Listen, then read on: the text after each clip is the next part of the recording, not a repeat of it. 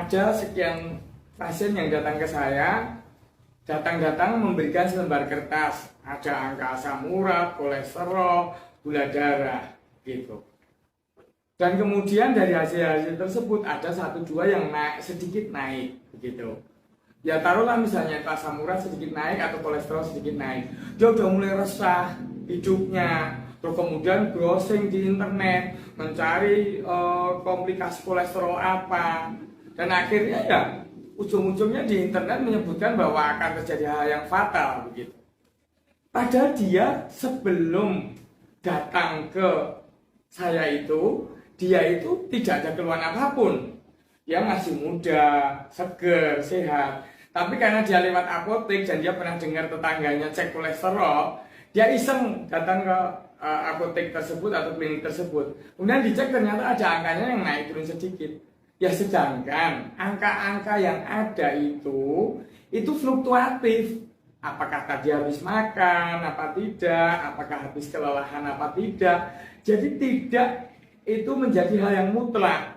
Bahkan nanti ketika periksa misalnya itu periksa pagi, terus nanti periksa di sore harinya pun angkanya mungkin berbeda.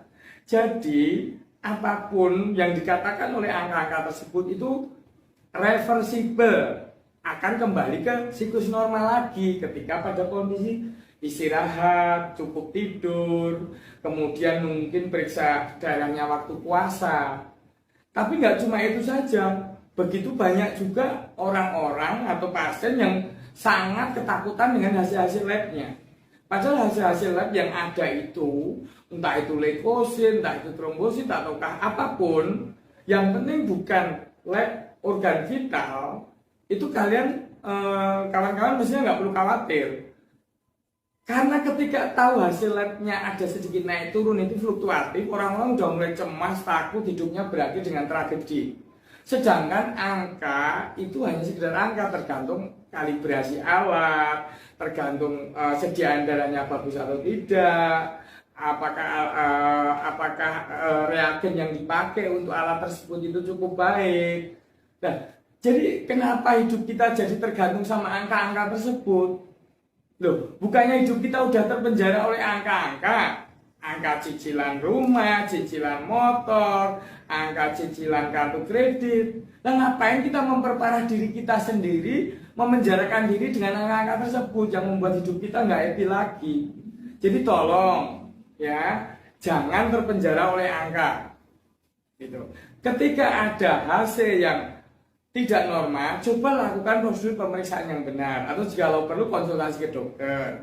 Karena tubuh kita itu sudah punya alarm sendiri. Kalau kita nggak sakit, kalau kita iseng periksa, itu namanya nyari penyakit. Lah, penyakit itu nggak kita cari aja datang sendiri, ngapain kita cari-cari? Jadi jangan berlebihan. Kalau nggak sakit, ya jangan periksa lab. Kecuali udah usia tua, mungkin perlu medical check up. Tapi kalau kalian masih muda, nggak sakit, ngapain iseng-iseng nyari penyakit? Kurang kerjaan kan?